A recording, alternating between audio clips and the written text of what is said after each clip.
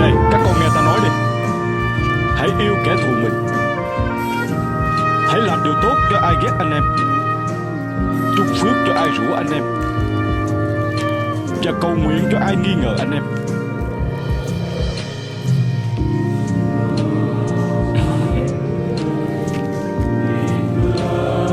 Nếu ai tát một bên má anh em, hãy để cho họ vả luôn má bên kia.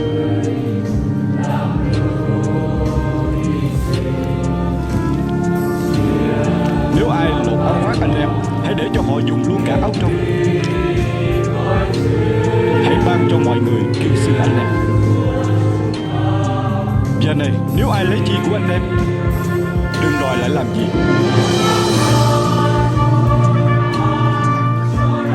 Hãy làm cho người khác điều chi anh em muốn người khác làm cho mình.